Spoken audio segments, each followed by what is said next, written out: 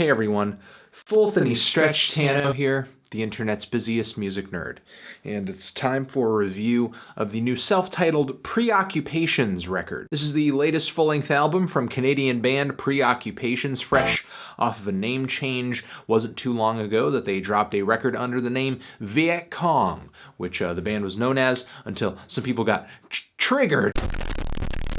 And now they're back with a new record. I was pretty excited to hear, not only because this band is essentially a phoenix that rose out of the ashes of one of my favorite Canadian bands, Women, but also I enjoyed their last record quite a bit, and I thought the teaser tracks leading up to this new record were pretty good. They forecast a much darker release for Preoccupations this time around. Not so much the reverby, washed out indie vibe that I got from their last record, something that was a little bit noisier, more textured, kind of depressing. I think the band sounds a little more upfront this time as well. Not so much like you're listening to some group play at the end of a distant cavern or something. The drums and bass especially are very up close, up front and center, very meaty, very punchy. And there's some really prominent synths throughout this record as well, which enhance the very dark, moody tone of the music. Reminds me quite a bit of some of the darker groups to come out of the new wave and post-punk movement, artists like Bauhaus and maybe a little Cure. But even though a lot of these tracks are pretty straightforward as far as riffs and grooves go, it can be kind of difficult to read the emotional tone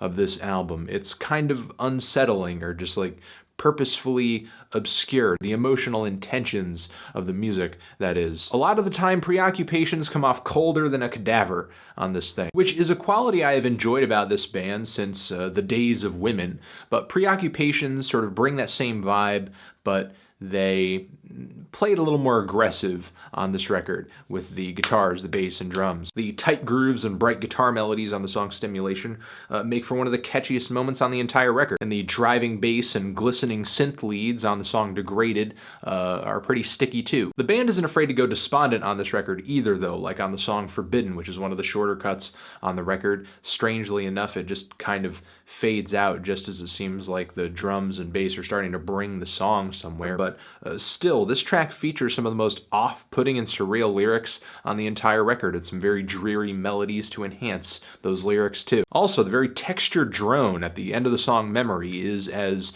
heavy as it is sad. And the song Anxiety gives the entire album a very odd and depressing start, with its deep, wavy synths, its percussion that sounds like these very flat, just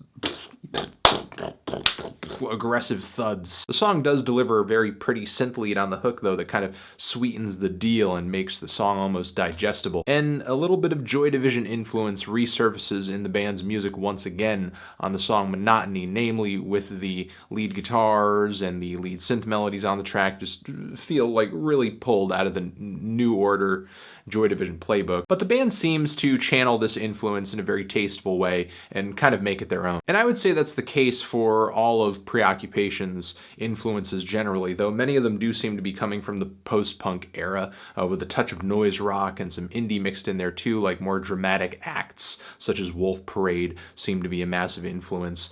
The band's strange approach to sound and texture, as well as some of the odd song structures and album flow, definitely set them apart as an act all their own. And while we're talking about album flow, there are many tracks on this record that actually segue into one another, but somehow the band still manages to come together with a record that almost moves from moment to moment very awkwardly. And I'm sure it's kind of intentional, because it feels like the album every few tracks or so like resets in a way, interrupting the emotional maturity or emotional progression of the record by shifting in weird, unpredictable ways. Still though, the band does deliver a transition that is so smooth going into the track Zodiac that if I wasn't paying attention to the track list, I would just think it's an extension of the same song I had been listening to. I also love the noisy guitar strumming on this track that sort of pads out some of the verses to give us kind of a weird, noisy musical passage. Some of the psychedelic synths and throbbing electronics on this track are pretty cool too. Not to mention that this track has one of the most dramatic and in-your-face vocal performances on the entire record as well. The entire album finishes off with the very ghostly and haunting Fever, which features these sci-fi flavored synth leads.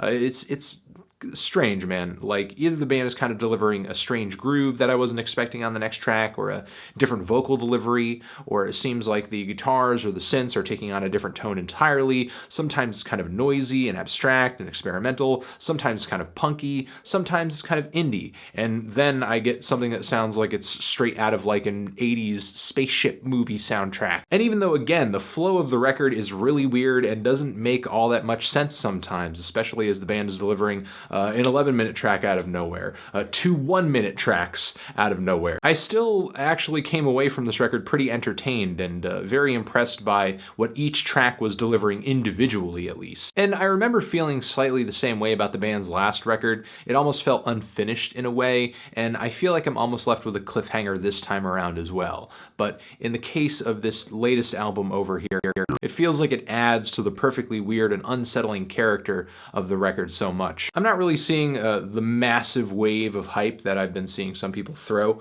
onto this record. You know, I think Preoccupations do tend to kind of wear their influences on their sleeves, and there are a few moments on here that do pale in comparison to others. And while I do appreciate the odd sequencing of this record, I probably would have been more fulfilled by a record that had a more logical progression to it. But still, I'm feeling a strong 7 to a light 8 on this thing. We're really impressed with the performances, the writing, the production, the texture, the sounds, the band's eccentric tendencies, and the emotional flavor of this album. I'm hoping you guys are enjoying this thing as much as I am. I think I'm just gonna get out of here and transition. Have you given this album a listen? Did you love it? Did you hate it? What would you rate it? You're the best. You're the best. What should I review next? Hit the like if you like. Please subscribe. Please don't cry if you hate my thoughts on this album. Preoccupations, self-titled, Forever.